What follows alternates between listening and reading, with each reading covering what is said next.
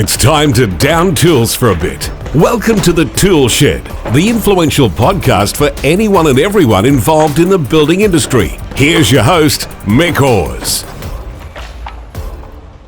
Hey there, before we kick off, I want to share a really important thought.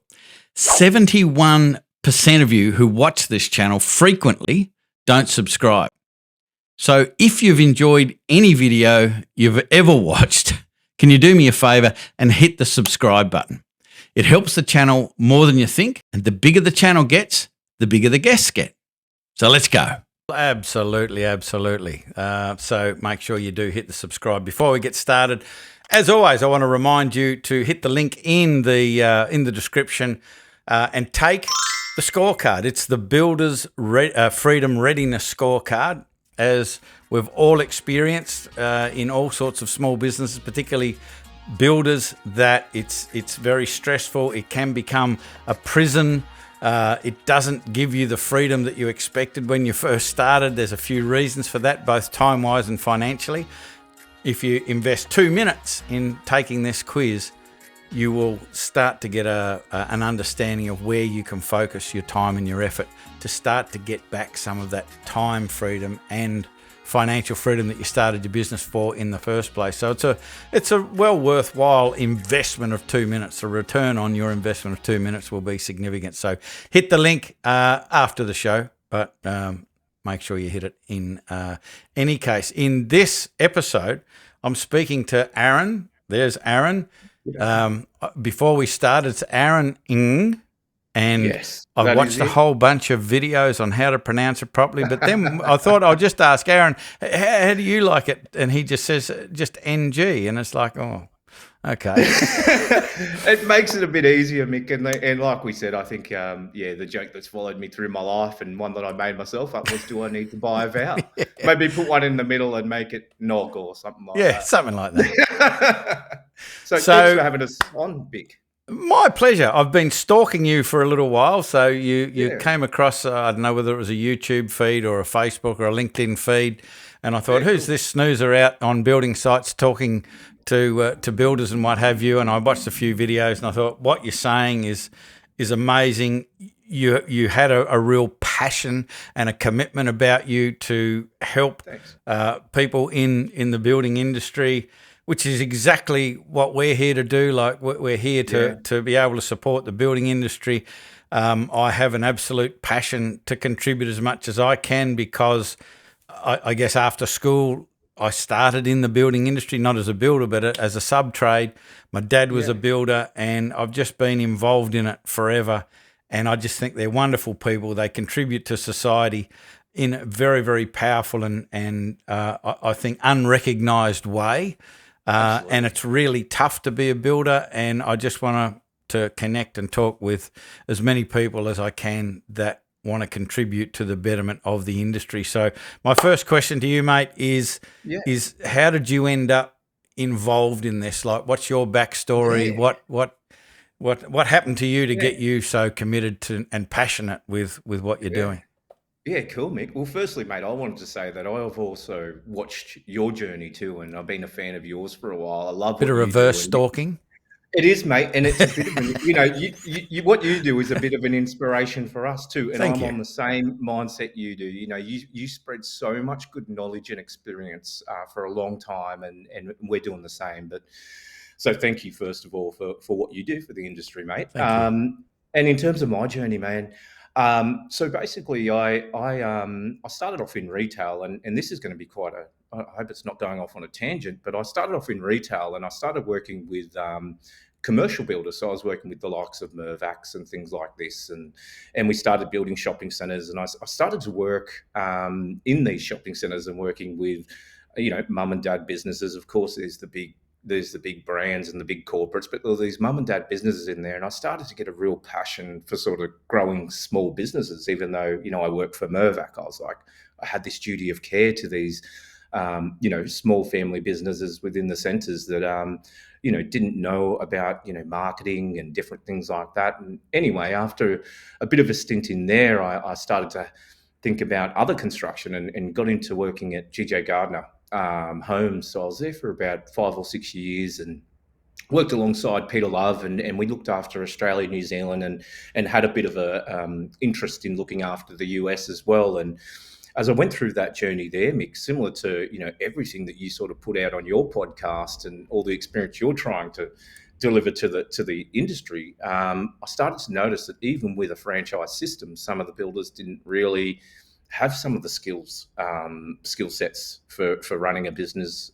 Mate, absolutely great craftsmen and women, but in terms of running a business, it was really hard for them. So I did a bit of a stint there, Mick, and went out on my own. And I thought, all I knew was marketing, mate. So I was like, marketing's the answer to construction. If we can get them all business, they're going to be better businesses. So for 7 years, I ran a construction marketing agency. I didn't like to call it an agency because of the connotations that come with it, and I never wanted to be an agency. I just wanted to kind of show builders how to do things. So we work with some of the biggest builders like the Metricons of the world, and work with some of the smallest builders. And along that journey too, I also started a brand with a builder here in Queensland called Avondale Homes. So we started in 2018, and I think we're doing, after about 3 years, about 24 million. And we kicked up a brand just down in the Gold Coast, and I opened my eyes a lot to a building company and how it's actually run, and systems and software and all this sort of stuff. And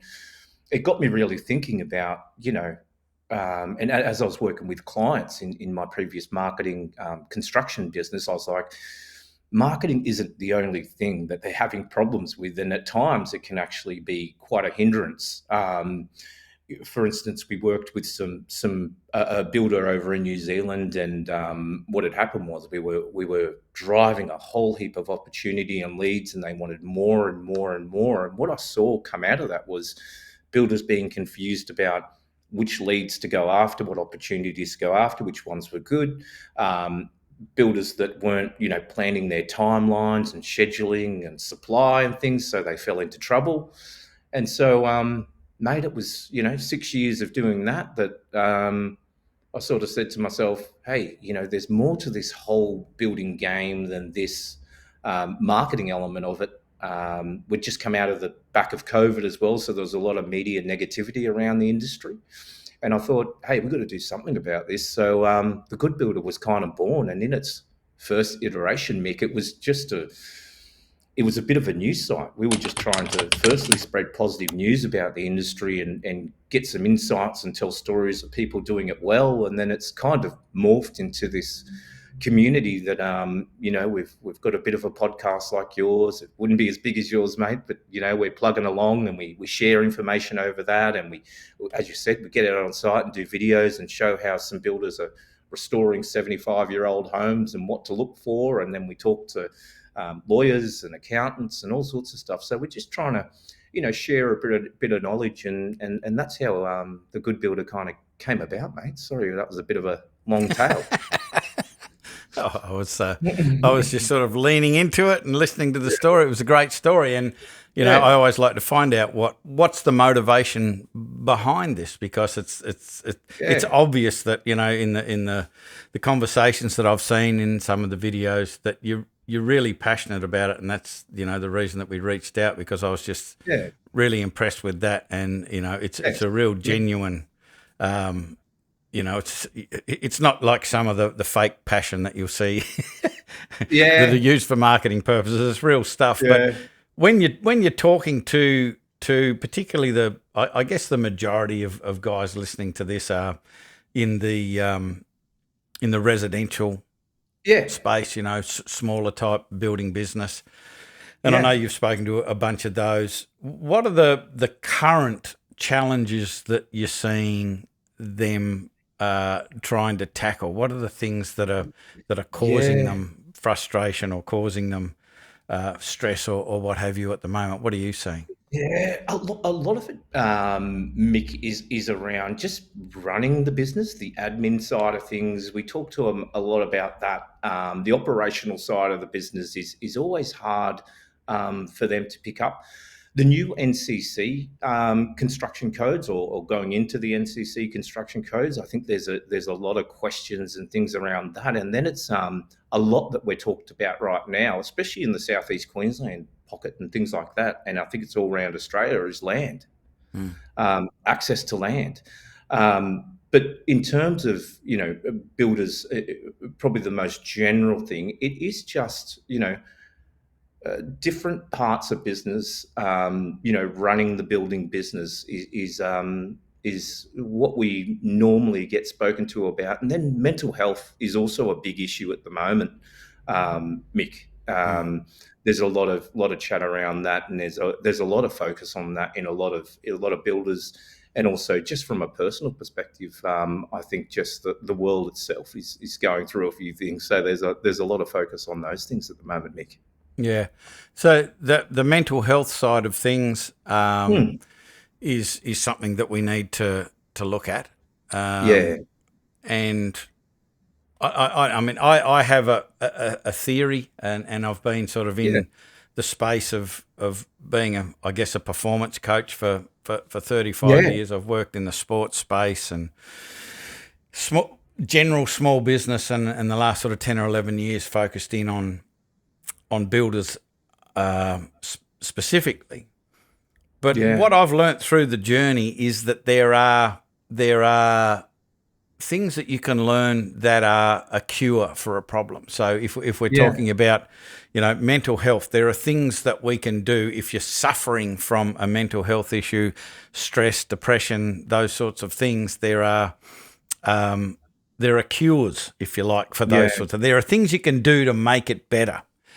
But I'm a big believer in that prevention is better than the cure, and what are the things that we can implement into our businesses and into our lives and into the way that we think and the way that we build our perspective around things can really cause a situation or a perspective that is going to put you out of whack and cause some sort of mental health challenges. So what are some of the things that you talk about? What are some of the tools and ideas that you offer the people that you speak with that can help them prevent that from being a problem? Like, I know that we've got to help people that are in that space and they're kind of in a bad place, but what can we do to prevent it? Yeah, I'm with you, Mick, and I think the old saying, the old adage, prevention's better than cure. So what we try and do with the Good Builder is we constantly promote. We've got a good partnership with TX. So all of your listeners might know about them. You'd know about them, Mick. A great. This is a conversation starter. That's it. Yeah, those guys. So you get 8 free counselling sessions, and I know that's not actually prevention. You need a cure when you get to that point. But the other thing we're doing, Mick, is we put on these events called TGB Fridays, and basically they've got no agenda. We shout the bar, drinks and food. We try not to have too many drinks and alcohol and things like that. We try and maintain a pretty healthy night, but we put on these nights where we invite about 100 builders to come along. Yeah, and it's a night with no agenda. We shout dinner, and we basically just talk about anything and everything. It's a chance for builders to rub shoulders, have a sense of community, like we spoke about in the beginning, that they can talk to people that have been through the same thing. They can put down their barriers, and they're not competitors anymore. They're other people, in the industry that want to share their experience and go through the same things. And they've been really successful, and got a lot of backing to them. So we're looking to launch our next one in September. So that should be pretty cool. And one day would love you along, Mick. But that's what we're sort of doing in it. And we also we speak about it. We're starting to have a lot of conversations. I'm pretty open on my podcast about things I've been through, and open on our socials. And we're just, beside the actual activity of having, an event where we're actively trying to, as you say, prevent some of this stuff, especially in that mental health space.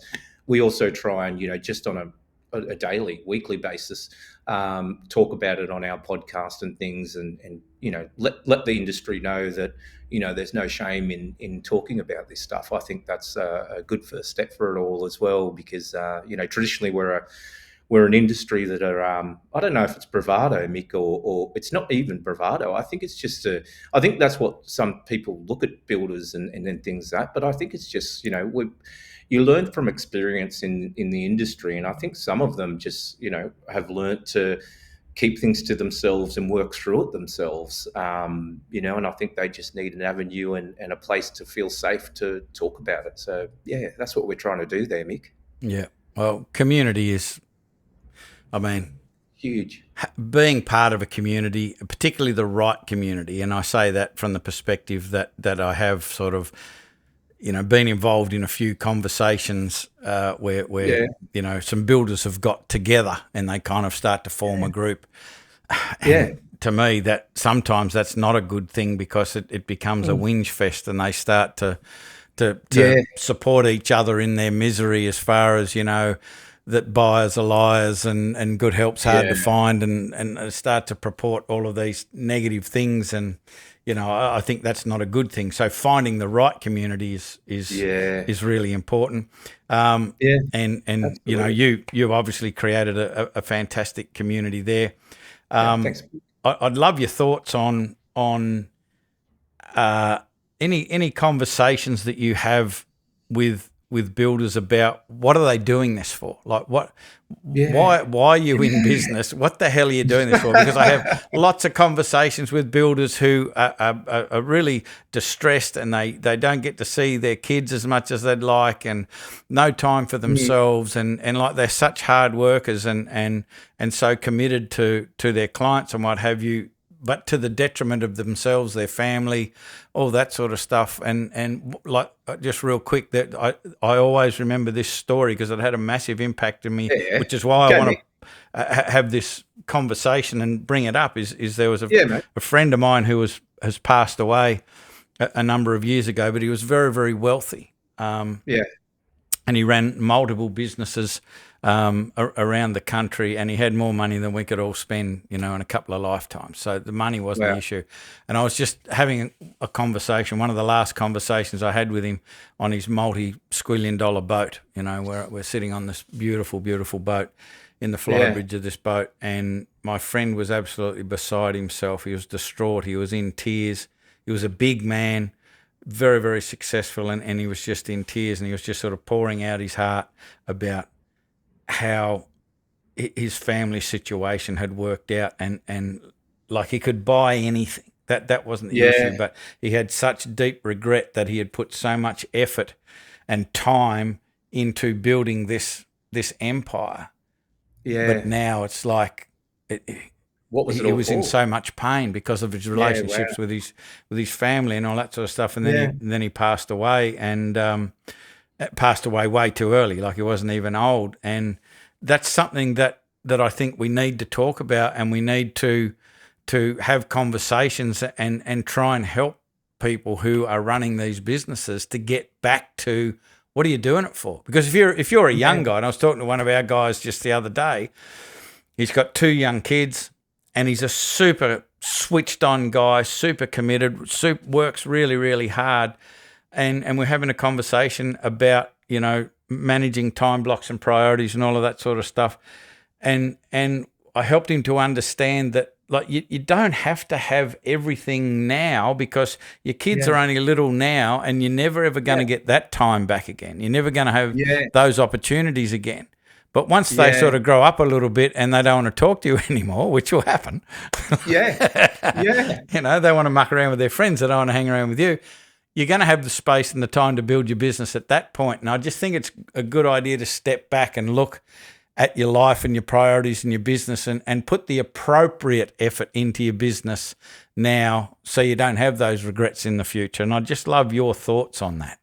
Well, talking to our community, Mick, like, why they do it, a lot of them speak about the pride and sense of satisfaction of building and constructing something. It's in their blood, isn't it, Mick? These builders, it's in them. So they love, I get talked to a lot about them driving past a home that they built and being able to go, I built that. Yeah.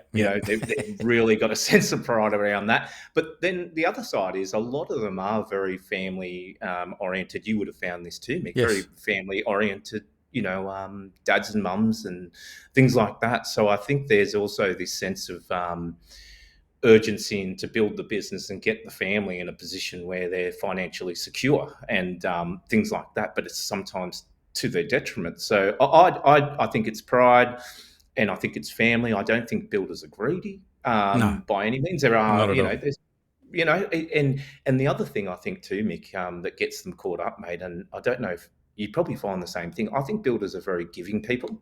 Yep. And same sort of thing, like you said, so if the client wants something, they'll put the client before themselves, and it can be to their own detriment. But yeah, it's those three things. I think they're very proud of their work. That's what drives them, and it can be to their detriment, as you say. I think very family oriented people, and they're obviously trying to build us, most of the probably, and working with yourself and trying to improve their businesses, are doing it to build a successful business for their family. But it would be, I think it's really good to have someone. That's why I'd love to have you, Mick, on our podcast too. I think we need more of our community to work with people like yourself, so they know how to find their why and how to balance the business.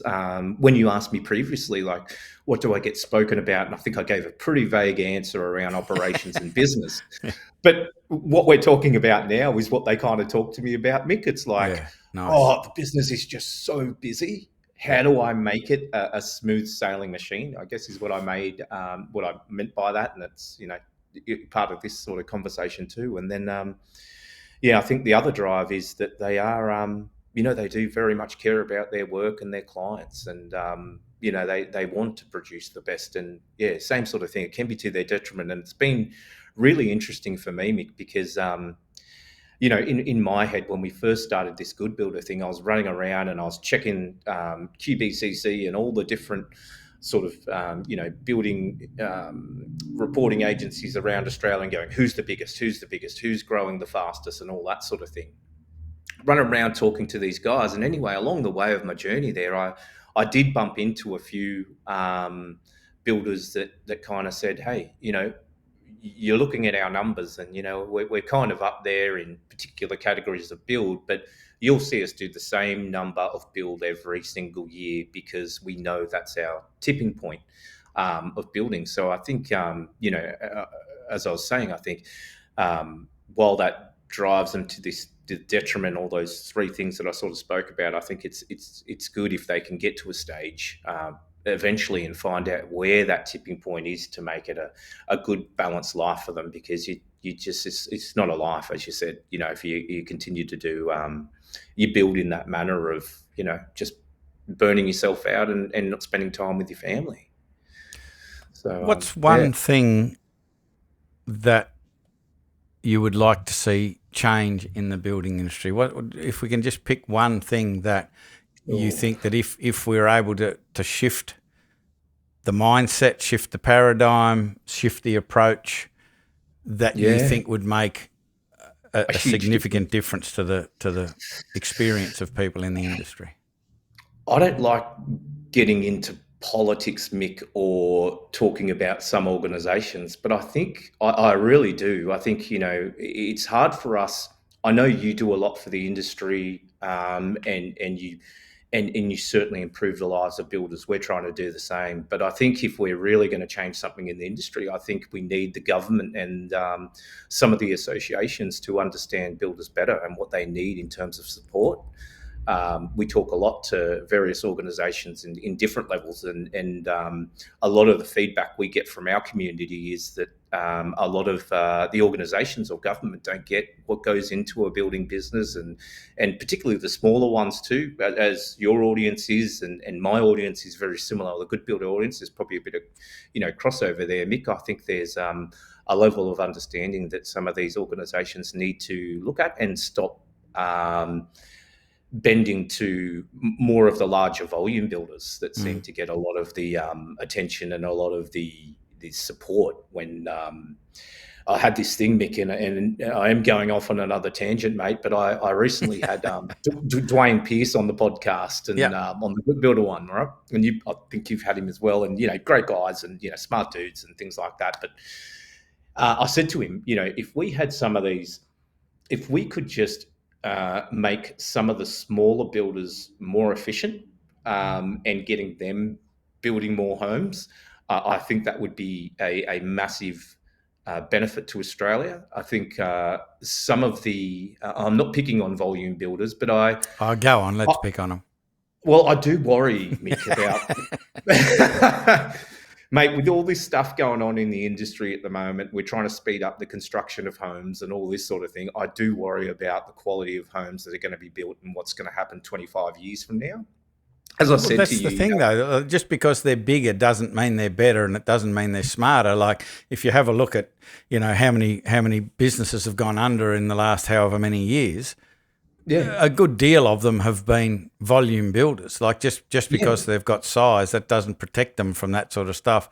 And you really only need to ask the clients about the quality of their experience. They're going to get some good testimonials and they're going to get some awful ones, the same as everybody else. So it really is just scale. Size doesn't make them any smarter or better. No, Mick, and so, mate, they would be my things, mate. If we could, get a better understanding from some of those top levels about what should be delivered. For example, I know this is a very small example, Mick, but I go to lots of the HIA breakfasts and MBA breakfasts, and you sit there, and there's no builders in the crowd anymore, and it's very high level economic stuff. That what does it actually do for builders? How are you supporting builders? How are you actually showing them a pathway forward? I think that's a big thing. And then I think I'm giving you two, mate. But I think the other thing I wish I could change is if we could, and I know you're trying to do it, mate, and we are too. If we could help support these smaller builders to build more, if they could double their build capacities. I know this sounds really funny, mate, but I just think about the future, and I think of people looking back at the industry, and if we continue to construct in a certain way and look back and go, damn, there's another bad news story for all the stuff that we did because we were, trying to speed up construction. So they're my things, mate. I wish those two things could happen. Yeah. I'm not even sure that they need to build more, because I think that if we can teach the builder better business practices, better communication practices, get them focused on actually even what their product is. Like this is something we jump up and down about in Black Belt all of the time. Is what do you do? Like what is your product? Ask a builder what their product is, and they'll say, we specialise in knockdown rebuilds or second floor extensions or slopey blocks or blah blah blah blah blah like that. And it's like, dude, your product is the quality of your client's experience. That is your product. And if you buy that, if you buy into that as your product, then what's the focus of what you're doing every day? What are the conversations you're having with your team? If that's our product, how do we make our product better? How do we communicate better? How do we blow the socks off our clients? And if we understood that, then a whole lot of things would be better. And it's like if you were a fly on the wall on in a conversation with somebody who's taking a visitor a year after they've had their home handed over to them, brand new home, whatever, and the visitor says, "Hey, what was it like building?" Yeah. They don't hold the visitor's hand and take him into the laundry and go, have a look at the miters around that bloody window there. Like they're all, like they don't talk about any of that shit. They'll go, no. The builder was this. The builder was great. The builder was an asshole. The builder was unreliable. The builder was brilliant. He really understood us. He was very helpful. Blah, blah, blah. It's not what you do. It's not what you say. It's how you make them feel that is remembered. And I'd just love to get builders more focused in on that and have more conversations around the table, in their meetings inside the business about that. What are your thoughts? Mate, I sound like I totally agree with you every time, but I agree. That's all right. We're allowed to agree. We are, mate. Look, we put out a little thing the other month. I think it was. We put out I was again, like what you and I do. We're trying to educate the industry. So I put out a customer experience program blueprint that we used to use. We implemented it when I was at GJ's, and I'm with you. That the whole experience is the thing that they remember. They see the product, but they're going to talk about the experience. So I'm 100% sure that if more builders, especially those smaller ones, if they could think like that and change their mindsets, they're going to have a better business and a more a less anxious business. You're going to have happier clients and all that sort of thing, and it just keeps the communication going. So, mate, I think we're big on the customer experience. We're actually, I think that, if a builder doesn't have a customer experience program, particularly because the experience with a builder is so long, I always call it a marriage, Mick. Yeah. Like, you're almost married to it, and then you got the maintenance period afterwards. You're courting them in the beginning. You're trying to get a ring on them by sending them a contract or whatever you do, and then you're with them for a good 12 months, and depending on how big the house is, so mate, it's as important as the product itself. I totally agree.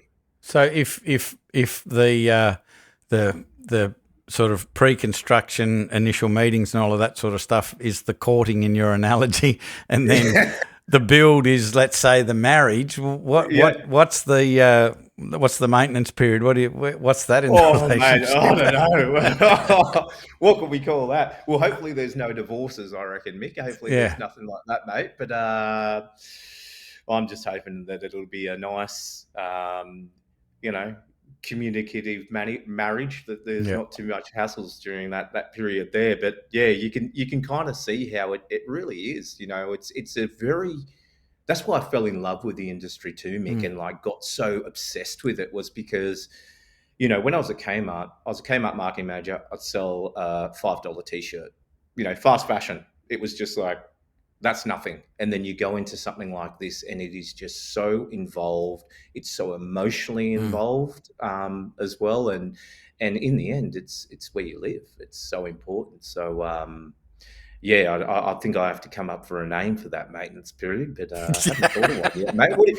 What do you reckon, Mick? I don't know. I think it's dangerous because it sounded like it wasn't the best part. It was like no, fixing the problems after there were problems, but it might. Well, I don't know what your marriage is like, but maybe it's just marriage, mate. I don't know. Maybe I'm making an analogy. Maybe it is. It's just the latter years. I don't know.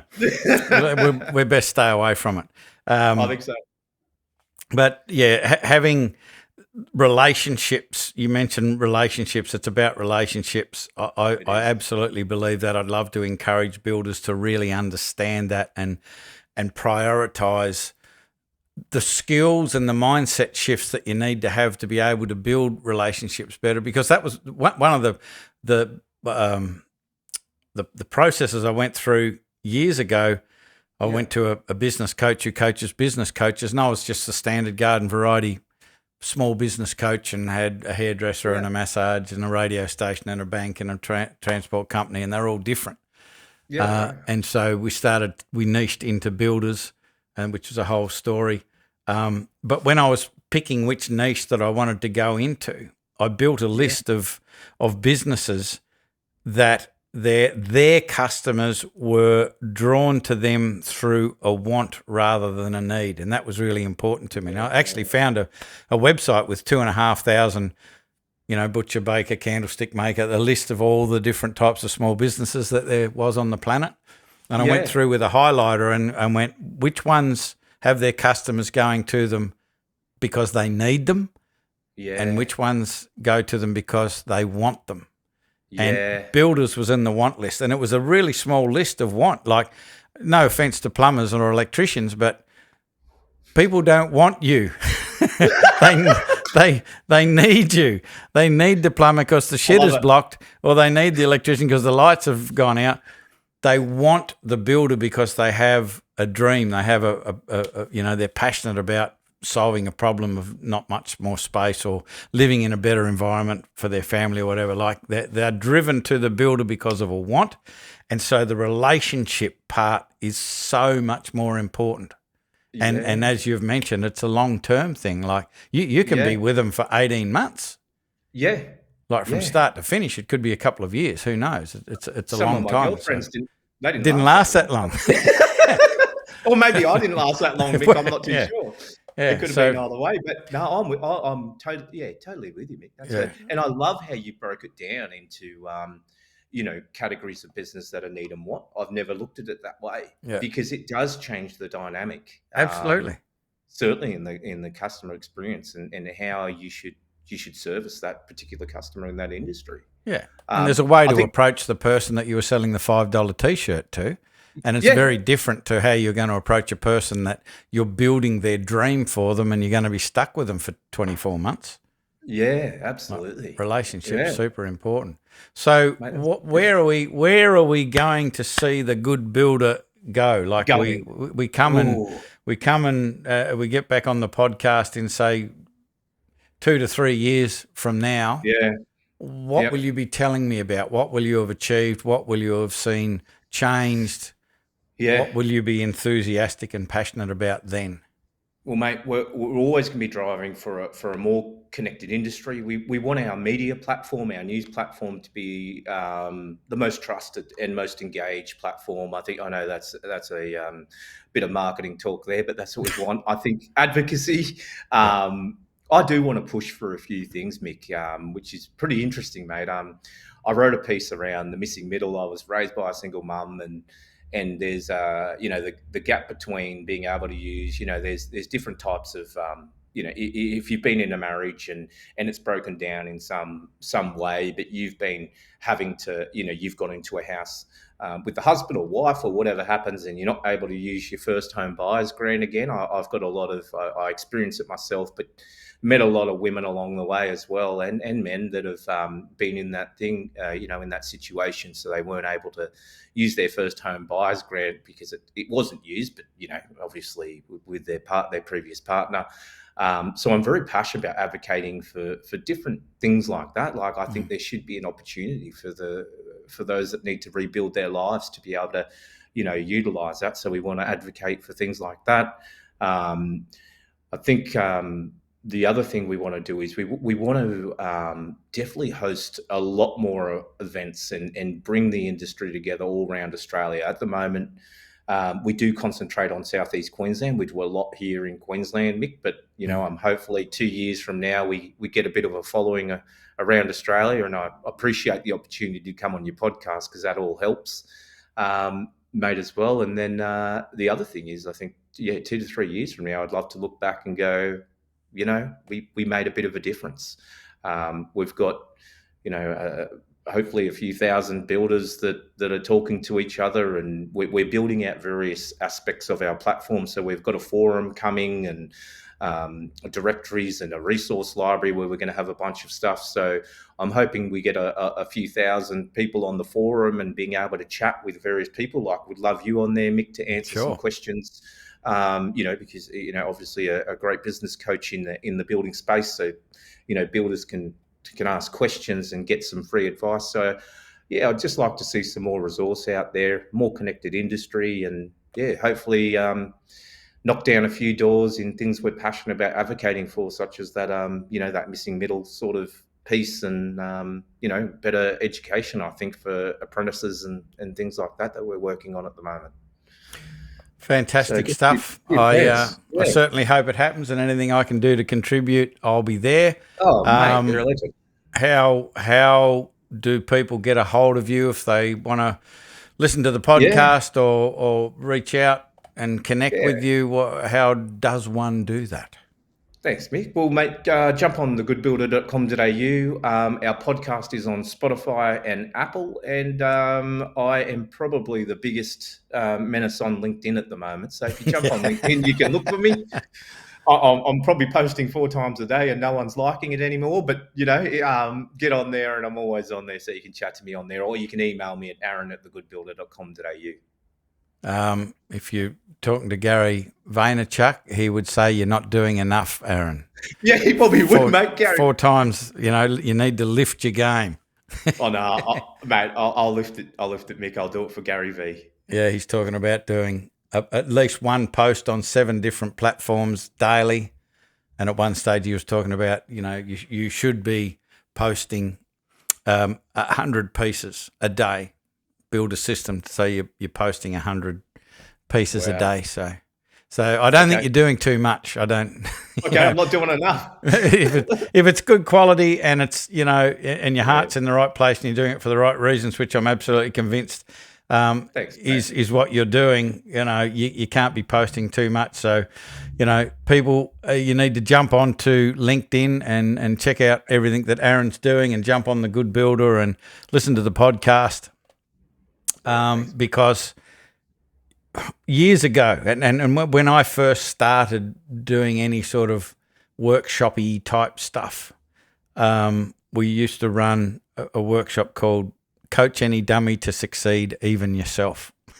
And Love it. And it was a 3.5 hour workshop, but the fundamental essence of it was your input, what you allow into your mind or what you force into your mind on a regular basis, has such a powerful impact on how your life turns out. So people need to reach out to people like yourself and be influenced by this information. Like, as we said at the start, the community that you hang around with is really important, because if you hang around with a bunch of people who are pessimistic about everything, you cannot not be influenced. Yeah. So, you want to be hanging around with people who are looking at things in a more optimistic and enthusiastic way, because that's also contagious. So very important.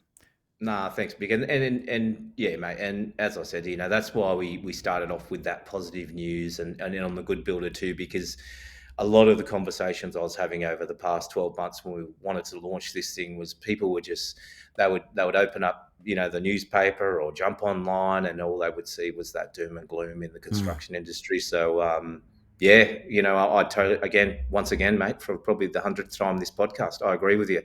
And,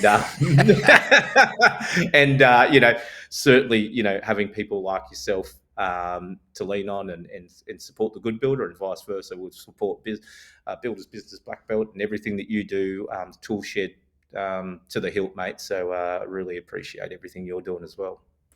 Mate, absolute pleasure to finally meet you. I was really looking forward to the conversation. I felt like I knew you even before we started talking, because I'd watched so many of your videos and saw so many of your posts, and it's just brilliant stuff. So I really appreciate what you're doing. Appreciate you putting the time aside to being on the podcast. And as I said, anything that I can help with, more than happy to be there. So thank you very much. Privileged to meet you. Yeah. Right back at you, Mick. An absolute privilege, mate. And you started this stuff before us, so we're just following on, mate. Love it. Oh, I'm just really old.